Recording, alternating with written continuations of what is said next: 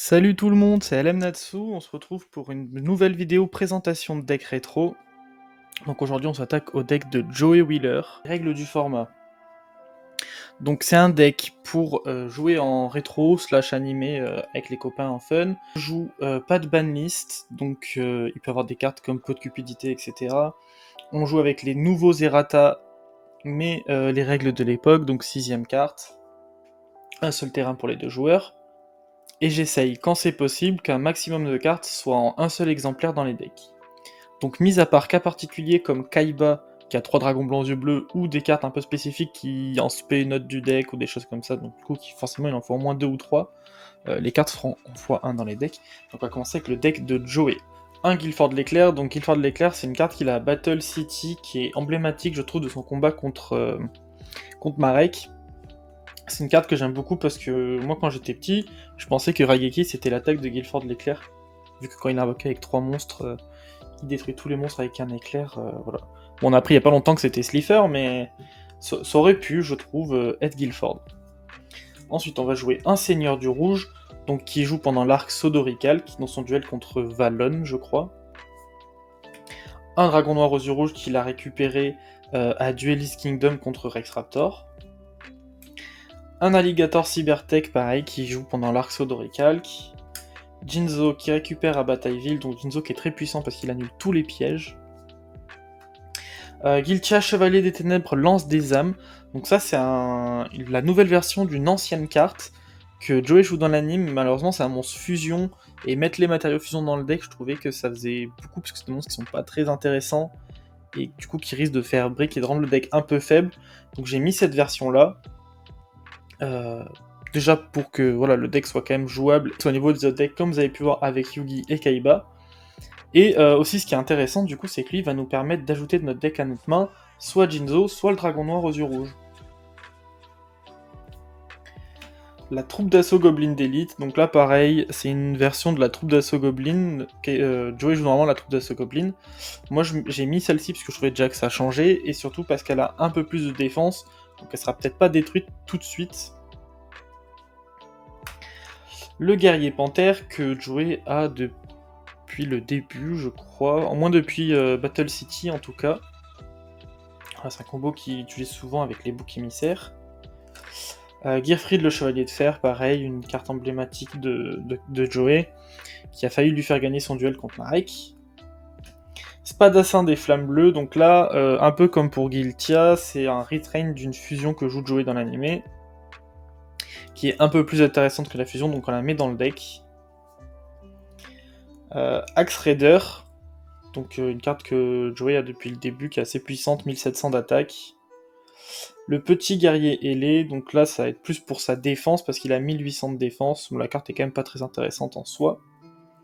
Le compagnon du Spadassin de Landstar, donc c'est une carte que j'ai hésité à mettre, parce que c'est vrai que soit le Spadassin de Landstar ou le compagnon, les deux sont pas très, très puissants, mais moi c'est une carte que j'aime bien dans l'animé de Joey.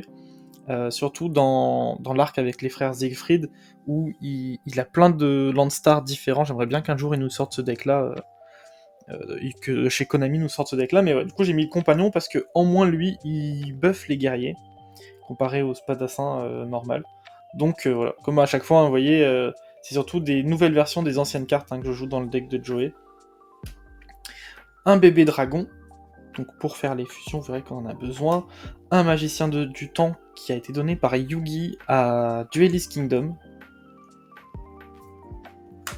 Le frère de Harpy, donc qui joue pas dans l'animé, mais je trouvais qu'il illustrait très bien la relation de Joey avec Mai. Donc c'était important de le mettre pour moi. Il n'est pas dans un très bon état malheureusement. C'est uniquement parce que j'ai eu des versions de cette carte dans un meilleur état. Mais en fait, la nouvelle version de la carte s'appelle Éclaireur du ciel. Et moi, je tenais à avoir le frère de Harpy et pas l'Éclaireur du ciel. Donc c'est vrai qu'il faudrait peut-être que j'arrive à me trouver un frère de Harpy en meilleur état. La Dame guerrière des dés. Donc je crois pas que Joey la joue dans l'animé, mais c'est une carte guerrier, donc Joey joue beaucoup de guerriers. Ça permet de temporiser. J'en ai quand même mis une. Chevalier commandeur, donc pareil, c'est un guerrier qui va donner de l'attaque. Je crois pas que Joey la joue dans l'animé. mais c'est une carte qui était dans les decks légendaires et dans le deck de Joey, du coup, donc je l'ai quand même mis parce qu'il est guerrier feu, donc il va avec le Spadassin des Flammes, etc. Le mouton mystique numéro 1, donc comme pour Kaiba et Yugi, dans le deck de Joey, je joue un monstre qui permet de remplacer les matériaux fusion. Il me semble pas qu'on voit Joey en jouer des spécifiques dans l'animé. Par contre, effectivement, le mouton mystique, je trouvais que dans ceux qui existent, c'était un qui allait le mieux pour Joey, parce qu'il me fait penser un peu au bouc émissaire, tout ça. Donc voilà, je l'ai mis dans le deck. Et un parasite paracide, donc parce que comme vous avez vu, j'ai pas mis la reine insecte ou le pêcheur légendaire, qui sont des cartes que Joey a récupérées à Battle City, mais je voulais quand même mettre des références au fait qu'il ait combattu ses duellistes et qu'il aurait récupéré des cartes. Donc pour Insectoraga, on lui a laissé le parasite en Lost Art, bien évidemment. Ensuite, pour les magies pièges, donc je joue la Coupe des As. Pareil, il me semble pas qu'il la joue dans l'animé, enfin en tout cas je me rappelle pas l'avoir vue, mais c'est une carte qui je trouve va bien avec cette mécanique de Joey de toujours compter sur sa chance avec des lancers de dés ou des lancers de pièces. Donc là ça peut lui permettre de piocher 2 cartes s'il gagne un lancer de pièces. Du coup quand même pour piocher un peu de cupidité, parce qu'on va pas non plus trop nerf le deck. Un trou noir, donc voilà, comme je vous disais, des cartes qui sont dans tous les decks, un Monster Reborn, et donc une bourse des âmes,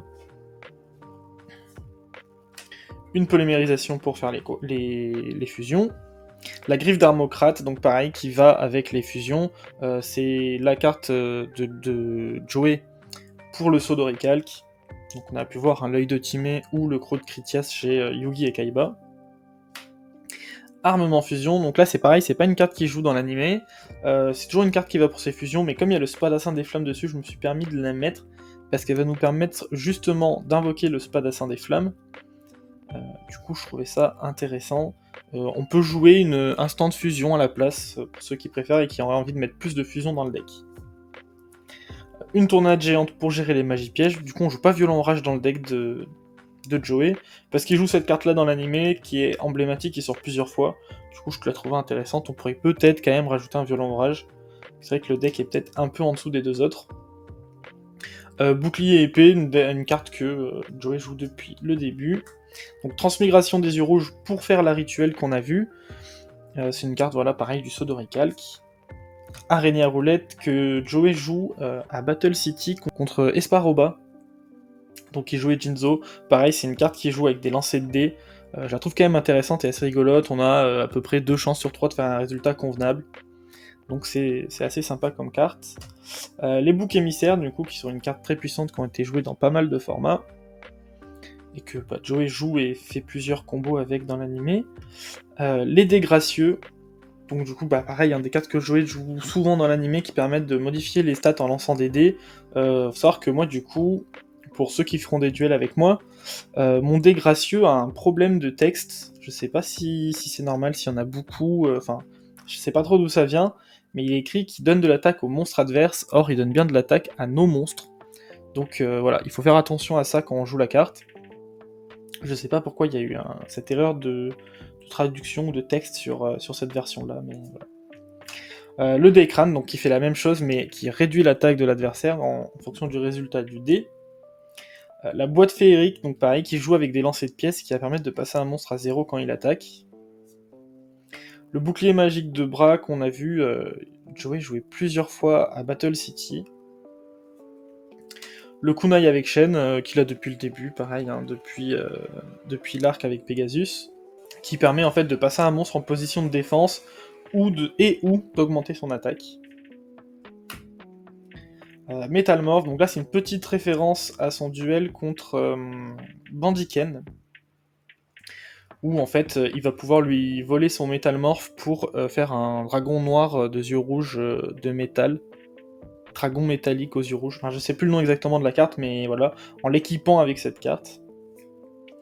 Et donc un hommage torrentiel qui est la référence pour avoir une petite ref sans mettre le pêcheur légendaire, pour avoir une petite ref à Mako Tsunami dans le deck de Joey.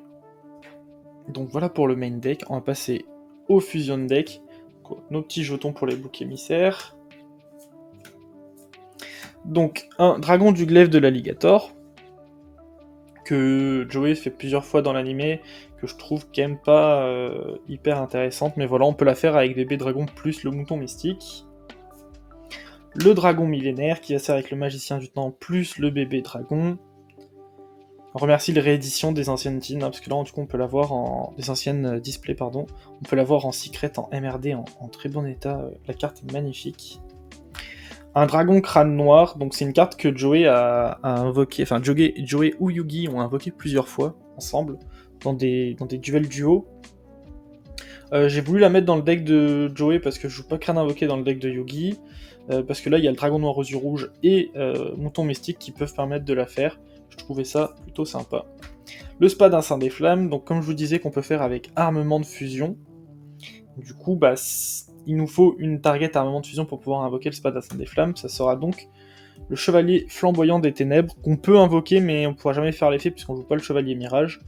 Mais voilà, c'est juste des cartes, elles sont jolies, ça fait penser à l'animé, pourquoi pas. Ensuite, pour les cartes qui se font donc avec la griffe d'Hermocrate, donc on a le marteau de la magie temporelle qui se fait avec normalement le magicien du temps, mais alors en réalité il demande uniquement un monstre magicien. Le canon à roquettes, donc qui va se faire avec un monstre guerrier. L'épée du dragon noir aux yeux rouges qui va se faire avec, donc normalement le dragon noir aux yeux rouges dans l'anime, mais là uniquement avec un monstre dragon. Je pense que c'est la plus intéressante de celle qu'il y a dans le deck parce qu'elle donne vraiment beaucoup d'attaques. Et je joue en dernier quand même la déesse archère Artemis. C'est vrai que c'est une carte de Yugi normalement dans l'anime, mais dans le deck de Yugi on joue pas la griffe d'Hermocrate, la carte n'aurait pas été jouée sinon. Je me dis ça permet de la mettre dans le deck même si on la sort pas souvent, au moins on peut la voir. Je vous remercie d'avoir suivi cette vidéo pour le deck de Joey. Pensez à lâcher un like et un commentaire pour le référencement, ça me ferait plaisir. N'hésitez pas à vous abonner. Et bon, du coup, on se dit la semaine prochaine pour un duel rétro de Joey contre soit Yugi, soit Kaiba. Vous pouvez me dire en commentaire le duel que vous préférez voir des deux. Et je vous dis à la semaine prochaine.